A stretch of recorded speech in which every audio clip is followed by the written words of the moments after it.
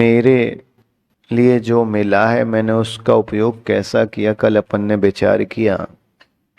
एक छोटा सा प्रश्न है अजय भाई। एक गिलास है और वो आधा भरा है, तो क्या देखते हैं? क्या देखते राजेश? आधा खाली है, क्या देखते हैं? क्या देखते शैलेश भाई? आधा भरा हुआ। अजय भाई क्या देखोगे? तृप्ति उसके लिए कहा है जो लोलुपता में है। आप इतने बुद्धिजीवी हैं, आप जैसे सब बुद्धिजीवियों को तृप्ति शब्द शोभा नहीं देगा। आप तृप्ति में ही है, विश्वास रखो। आप 1 घंटे अपना घर परिवार छोड़ के भगवान के अभिषेक पूजा में लगे, गुरु के उपदेश में लगे, तृप्ति की ही पहचान है कि आप तृप्त हैं। ये इस चीज की पहचान नहीं कि आप आसक्त हैं। चेतन भाई, बहुत रहस्य को समझना कि ये तृप्ति ही है। हमारे साथ प्रॉब्लम है कि हमने जो अच्छे शब्द हैं वो ऐसे रट लिए, चाहे वो अच्छी चीज के लिए उपयोग होते हो चाहे बुरी चीज के लिए उपयोग होते हो, वो हमने इस तरीके हम कभी समझते नहीं कि वो हमारे पास पर्याप्त है कि नहीं है। हम अगर देखें तो हमें ऐसा लगता है कि जीवन में भी बहुत कुछ सफल होने के लिए बचा है, लेकिन हम ये भी तो विचार करें कि बहुत कुछ बचा है, उससे कई गुना ज्यादा तो हम सफल हो चुके हैं। तृप्ति चाहिए ना। अब एक चीज समझना बेंगलोर बेटा, नरेश क्या नाम है तुम्हारा बाबू? हृदय। हृदय बेटा एक चीज बताओ, आधा गिलास भरा आधा गिलास खाली है पूरी दुनिया ने बताया, पर तुमने कभी भगवान महावीर को देखा? भगवान महावीर ने चेतन इतना ही कहा है, आधा और भरना है, बस ये ध्यान रखो। क्या करना है? आधा खाली है आधा भरा, ये छोड़ो, तुम्हें तो केवल अब आधा और भरना है बस। तुम ये देख रहे हो धर्म के क्षेत्र में आके कि मेरे से इतना धर्म हो रहा, उससे इतना हो रहा, ये सब छोड़ो। उन्होंने कहा जितना हो चुका उसका दे देखो कि इतना और करना है, बस कल्याण हो गया। क्या सोच रहे? समझ में आ रहा अश्विन? कि कितना हो रह गया ये मत देखो, बस इतना और करना है, बस वो टारगेट रखो।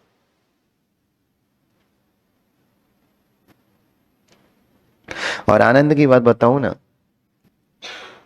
फूल दुनिया में सर्वाधिक लोगों को पसंद है ना? फूल लगभग लगभग हर व्यक्ति को पसंद आता है। पर फूल को कितने लोग पसंद आते? हाँ, फूल हर व्यक्ति को पसंद आता है, पर फूल को कितने लोग पसंद आते? अमीर व्यक्ति हर गरीब व्यक्ति को पसंद आता है, पर अमीर को कितने गरीब पसंद आते? धन लोलुपता वाले व्यक्ति को पसंद आता है, पर धन को कितने लोभी लोग पसंद आते? और बता, संसार अवस्था में ऐसी दशा चलती है कि फूल जितने लोगों को पसंद है, गारंटी नहीं कि फूल को उतने लोग पसंद हो। अमीर व्यक्ति जितने गरीबों को पसंद है, गारंटी नहीं कि गरीब उतने अमीरों को पसंद हो। और धन जितने लोलोपियों को पसंद है, उतना धन को उतने लोलोपी पसंद है, गारंटी नहीं है। पर परमात्मा में थोड़ा सा अंतर हो जाता है। हकीकत मानना, परमात्मा को कितने लोग पसंद है?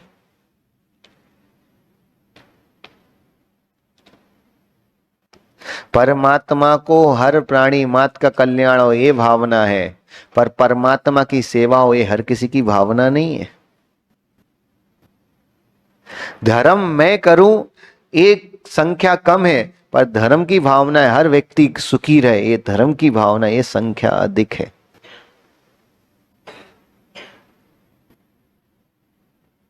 और आनंद की बात बताऊं ना, जो चीज हमें पसंद नहीं करती है हम उसके पीछे ज्यादा भागते हैं, जो चीज हमें पसंद करती है उसके पीछे भागते भी कहाँ हो। ऐसा नहीं आप धर्म क्षेत्र में, हाँ जय बाबू, संसार क्षेत्र में भी स्थिति है। आप विश्वास रखो, जो चीज हमें पसंद करती उस चीज की कद्र ज्यादा करते कि जो चीज तुम्हें पसंद है तुम उसकी कद्र ज्यादा करते।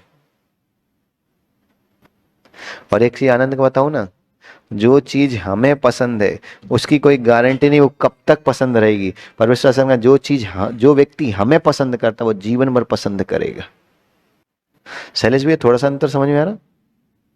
आप इस चीज से समझो, एक नदी निकली है, छोटी सी धारा निकलती है काका जी, नदी की छोटी सी धारा ही निकलती है।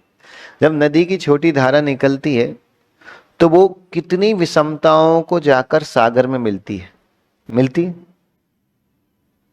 समुद्र के पास समुद्र का पानी है कि नदी नालों का पानी है? नदी नालों का। मतलब नदी नालों ने समुद्र को पसंद किया तो उन्हें अपना अस्तित्व खो दिया। नदी नहीं कहलाती, पानी में जैसे ही समुद्र में मिलने का क्या हो जाती है। लेकिन ये कब होता है? जब व्यक्ति अपना अस्तित्व खोने के लिए तैयार हो। उसी तरह याद रखना, हम नदी नाले जैसे विशाल हैं पर परमात्मा समुद्र जैसा अपार विशाल है। तुम उसमें एक बार मिलने के लिए तैयार हो, परमात्मा तुम्हें भी परमात्मा बनाने के लिए तैयार है। हाँ सुख भाई, हमें परमात्मा के मिलने के लिए तैयारी होना है, परमात्मा हमें परमात्मा बनाने के लिए तैयार है। क्या समझ में आ रहा है राजेश भाई? परमात्मा हमें परमात्मा बनाने के लिए तैयार है, पर तुम परमात्मा से मिलने के लिए तो तैयार हो। और एक चीज बताओ ना, दो प्रकार के लोग समझना जे भैया, जो भगवान के पास आते हैं एक वो हैं, और जो भगवान के लिए आते हैं एक वो हैं। हम मंदिर भगवान के पास आए हैं कि भगवान के लिए आए, जो दोनों अंतर समझना पड़ेगा अश्विन भाई। चेतन भाई, हम गुरु के पास आए हैं कि गुरु के लिए आए हैं? हाँ, गुरु के पास आते हैं कि गुरु के लिए आते हैं? याद रखना, ऐसा ही अंतर है। मैं मजे में हूं, बोलो वो क्या चलता तुम्हारा? मजा माछो। कैसे हो? मैं मजे में हूं राजेश भाई कि मैं बहुत मजे में हूं? अंतर क्या है? है? याद रखना, जो गुरु के से पास आते हैं और जो गुरु से मिलने आते हैं, जो परमात्मा के पास आते हैं और जो परमात्मा से मिलने आते हैं, उन दोनों में भी इतना ही अंतर है। याद रखना, जो परमात्मा के पास आते हैं उन्हें परमात्मा नहीं मिलता है, जो परमात्मा से मिलने आते हैं उन्हें परमात्मा मिलता है। पर एक आनंद की बात बोलूं ना, कभी धर्म के उस उत्कृष्ट अवस्था पे जाओगे ना, तो एक चीज खोज कर बताना, मेरा कौन है बताओ। कौन सी वस्तु को तुम बोल सकते हो ये वस्तु मेरी है? अश्विन, कौन सी वस्तु तुम्हारी है? घर परिवार तुम्हारा है, उसमें क्या तुम्हारा है? क्या तुम्हारा? पता, जिस जमीन पे तुम्हारा घर बना है, हकीकत मानो उस जमीन के तुम ही स्वामी थे कि तुमसे पहले अनंत स्वामी हो गए, और तुम्हारे बाद फिर तुम्हारा क्या है? आज उस रहस्य को समझना कि मेरा क्या, बस इतनी सी बात पे आज अपन चर्चा करेंगे। और इस रहस्य को अपने धर्म की दृष्टि से समझना, संसार की दृष्टि से गाड़ी घोड़ा पत्नी बीबी बच्चे सब तुम्हारे हैं, हम मान रहे, एक्सेप्ट कर रहे, पर कहीं ना कहीं तुम्हें वो भी तो एक्सेप्ट करना कर रहे हो जो यथार्थ है। कैसा होता है, बेटा मस्ती करता है ना और रोने लगे तो अपन क्या करते, उसको मोबाइल खेलना अगर दे देते, लेकिन बेटे को एक साइड में जाके समझाते भी ना, बेटा देखो तू जो कर रहा है, तू रो रहा है इसलिए मैंने दे दिया, पर गलत तो है। समझाते नहीं, क्योंकि उसको गलत का और सही का भान होना चाहिए ना। हम भाई संसार अवस्था में, हमें घर परिवार चलाना है, इसलिए ये सारी वस्तुएं मेरी हैं। मैं मानता हूं चेतन भाई, ये राजेश भाई, सारी वस्तुएं पर मेरी हैं, पर एक वस्तु ऐसी बताओ, एक व्यक्ति ऐसा बताओ जो तुम्हारा है बस। क्या है तुम्हारा? कुछ है? वो काका जी का नाम क्या है, सिद्धांत सागर जी के चेले? विजय भाई। विजय भाई, कोई वस्तु है तुम्हारी? नहीं, चलो तो बिना अपेक्षा के बता दो तो भी मान जाएंगे। चलो, अपेक्षा तो किसी ना किसी की पत्नी होगी, उसको मत लाओ, तुम तो बिना अपेक्षा के बता दो। क्या वस्तु तुम्हारी है? नहीं, कौन सी वस्तु अपने साथ आएगी स्वतंत्र भाई? कर्म भी तुम्हारे नहीं है। हाँ विश्वास रखना, हाँ अजय भाई, ये भी एक बड़ी रहस्यमयी बात है कि आप देखो, हमने जीवन भर अशोक भाई ये समझा कि कर्म, अच्छे कर्म करूंगा वो मेरे साथ जाएंगे, वो मेरे साथ। कर्म भी हमारे नहीं है। कर्म क्या है? पुद्गल की चेतना। कर्म मां पुद्गल है, चेतना पुद्गल है, और तुम चेतना हो कि पुद्गल? तो चेतन और पुद्गल एक कैसे हो सकते? दोनों में अनंत अंतर है, अनंत अंतर। एक जीव तत्व से साथ है, एक अमूर्त तत्व के साथ है। एक में चेतना गुण है और एक में अचेतन गुण है। चेतन अचेतन कभी भी एक होते ही नहीं है। याद रखना, घी में पानी डाल के मत दिया, दिख रहा है कि घी पानी एक हुआ है, पर विश्वास रखना घी पानी एक नहीं हुआ है। और आनंद की बात बताऊं ना, कभी अश्विन दूध पिया? दूध मीठा पिया, फीका पिया? तो दूध मीठा था ना कि शक्कर मीठी थी? अच्छा एक चीज बताओ, शक्कर के संयोग से दूध मीठा हुआ कि मीठी तो शक्कर ही रही कि दूध मीठा हुआ? अभी भी आप समझना सुमन भाई, बहुत रहस्य को समझना, कभी कभी इस रहस्य का भी आनंद लेना जीवन में जरूरी है। शक्कर दूध में डाल दी तो दूध मीठा रहा हुआ अविनाश बाबू, दूध मीठा हुआ बाबू कि शक्कर ही मीठी रही? शक्कर, अब एक चीज समझना राजेश, तुमने बोला शक्कर पिघल गई तो शक्कर मीठी रही कि दूध मीठा हुआ? याद रखना, दूध कभी भी मीठा नहीं हुआ। दूध तो दूध जैसा ही था, मुख में शक्कर का स्वाद आ रहा था, लेकिन हमें लग रहा था कि दूध मीठा हुआ। मीठी तो शक्कर ही थी। वरना याद रखना, ऐसे केमिकल भी आते कि दूध में डालो, उसमें से दूध में से शक्कर अलग हो जाए। अगर दूध और शक्कर एक हो गए तो फिर अलग कैसे कर दिया है? क्या समझ में आ रहा है? दूध शक्कर एक हुए कि हमें लगे रहे? याद रखना, दूध अपने स्वाद में है, शक्कर अपने स्वाद में है। शक्कर के स्वाद के संयोग के कारण, हमें बाहरी संयोग के कारण हमारी दृष्टि छोटी है, इसलिए हमें लग रहा है कि दूध मीठा हुआ। विश्वास रखना, मुख में स्वाद शक्कर का ही मीठा है, दूध का मीठा नहीं है। लेकिन हम उस बारीक स्वाद को नहीं पकड़ पाते, इसलिए हमें दूध मीठा। सब्जी में नमक है, सब्जी में नमक है कि नमक नमक में है और सब्जी सब्जी में है बाबू।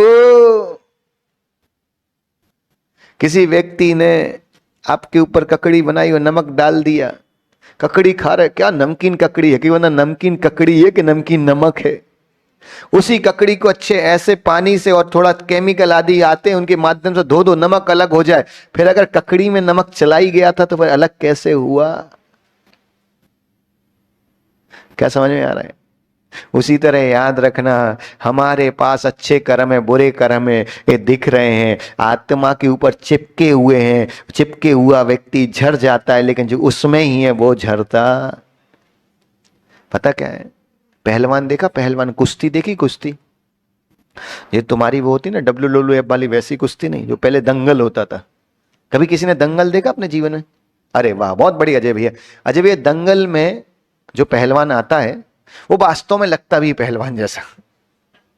और अपन हम जैसा, आपका तो नहीं कह रहे, लेकिन हम जैसा आदमी जो रहे तो हमको सामने से निकले तो हम पहले पीछे हट जाए। कभी गलती उसने ऐसे हाथ पैर भी हिलाए ना तो उसका तो हाथ पैर हिलाना है, अपना तो अंजर पंजर हिलना है। अब एक चीज बताना विजय बाबू, पहलवान कुश्ती के प्रांगण में जाता है, समझना अच्छे से, पहलवान कुश्ती के प्रांगण में जाता है तो कुश्ती लड़ने के लिए जाता है कि वहां जो लाल मिट्टी रहती है उस मिट्टी को शरीर में चिपकाने के लिए जाता है। लेकिन हकीकत मानना, वापस आता है या तो हार के आएगा या जीत के आएगा। जीत के आया तो शरीर में मिट्टी चिपकी हुई आती कि नहीं आती? वो शरीर में मिट्टी क्यों चिपकी? चिपकाता है, ऐसा उठा उठा के चिपकाता है क्या? हकीकत मानना, वो मिट्टी, अजय बाबू अभी भी ये समझे नहीं है, पहलवान है वो पसीने से मिट्टी चिपकती है कि पहलवानी करने से पहले वो तेल से मसाज करके आया कि सामने वाला व्यक्ति मेरा हाथ पकड़ ना ले, खिसक जाए, उस चक्कर में वो पकड़ के आया। और सामने वाला पहलवान क्या करता है? मिट्टी उठा के पकड़ता है, क्योंकि तेल की चिकनाहट को पकड़ने के लिए मिट्टी चाहिए। वो मिट्टी उठा के उसको पकड़ता है और मिट्टी उसके तेल की चिकनाहट के कारण उसके शरीर में। अब एक चीज बताना, पहलवान के शरीर में मिट्टी लगती है कि पहलवान के शरीर में तेल लगा है इसलिए मिट्टी लगती है? उसी तरह याद रखना, हमारी आत्मा में कर्म नहीं लगते बाबू, हमारी आत्मा में राग द्वेष का तेल लगाए इसलिए कर्म चिपक रहे हैं। तुम उस तेल को निकाल दो, उस मिट्टी में खड़े रहो, फिर मिट्टी नहीं लगेगी। किसके कारण लग रही? तेल के कारण। और वो तेल क्या है? राग द्वेष का तेल है। बेंगलोर नरेश, वो तेल क्या है बेटा? राग द्वेष का तेल है। क्या समझ में आ रहा? वो तेल क्या है? कुछ समझ में आ रहा? कठिन हो तुरंत पूछ लेना। अब फिर से वही प्रश्न है कि मेरा क्या है, बस ये बता दो हमें। तो अब एक रहस्य को समझना मां, आत्मा मेरी है कि मैं ही आत्मा हूं? बस। नहीं नहीं, समझ आ रहा है भैया? बहुत आनंद का विषय है। अभी कभी लेके देखो चेतन, आप कायदे से देखा जाए तो आप समय सार सुन रहे हो। हकीकत बताओ, मैं आत्मा हूं कि आत्मा मेरी है? एक घड़ी मेरी है, मेरे के लिए पर द्रव चाहिए। आत्मा पर है कि सौ है? सौ मीन्स होता है स्वयं, और पर मीन्स पर वस्तु। इतना तो समझ में आता। तो हकीकत इतना बताओ चेतन, आत्मा पर है कि सौ है? क्या है? सौ है। तो हकीकत बताना, आत्मा मेरी है कि मैं ही आत्मा हूं? अब एक चीज बताओ, ऐसी कौन सी वस्तु संसार में है जो मेरी है? बस। आत्मा तो मेरी है कि मैं ही आत्मा हूं? मेरी तो नहीं है। तो आत्मा भी गई, कर्म भी गए। अब बताओ कौन सी वस्तु जो मेरी है, मेरा है? ढूंढो ढूंढो। क्या कह रहे सुमन भाई, कुछ बोल रहे क्या? एक तो तुम लोग इतना अच्छा बोलते हो, लेकिन हमारा चेहरा इतना खराब है, कुछ बोलते ही नहीं यार।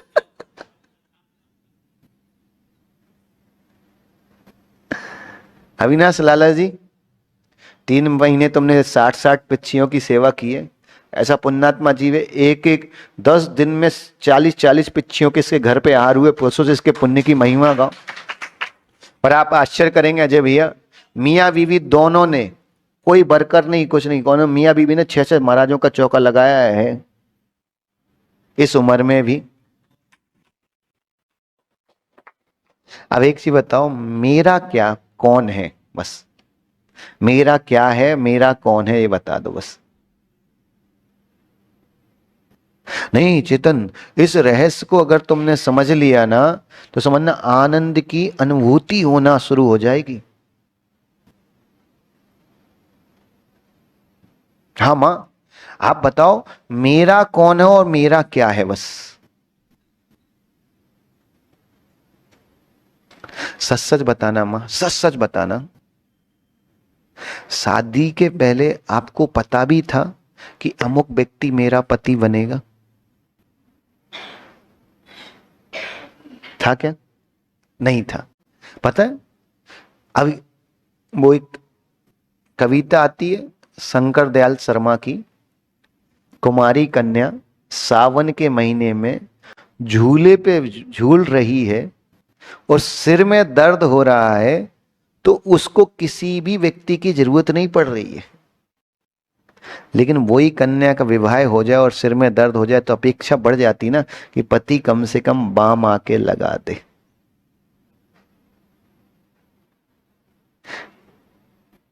आनंद आ रहा है कि नहीं आज तुम्हें? आज तुम्हें क्या थोड़ी अलग दुनिया में ले गए? क्या समझ में आ रहा? अब एक चीज ढूंढो कि मेरा क्या है अशोक भाई, क्या है तुम्हारा? अब बोलो। महाराज एक गाड़ी हमारी है, एक गाड़ी हमारी है, घर हमारा, और यहां तक कि परमात्मा भी तुम्हारा नहीं है। हाँ हाँ शैलेश भाई, परमात्मा भी तुम्हारा नहीं है। हकीकत मानना, परमात्मा जो है वो अलग आत्मा है और तुम जो अलग आत्मा की एक ही आत्मा हो। वरना जैन दर्शन का सिद्धांत गड़बड़ है। यहां रखना कि परमात्मा का अंश हर व्यक्ति नहीं है, यहां हर व्यक्ति परमात्मा है।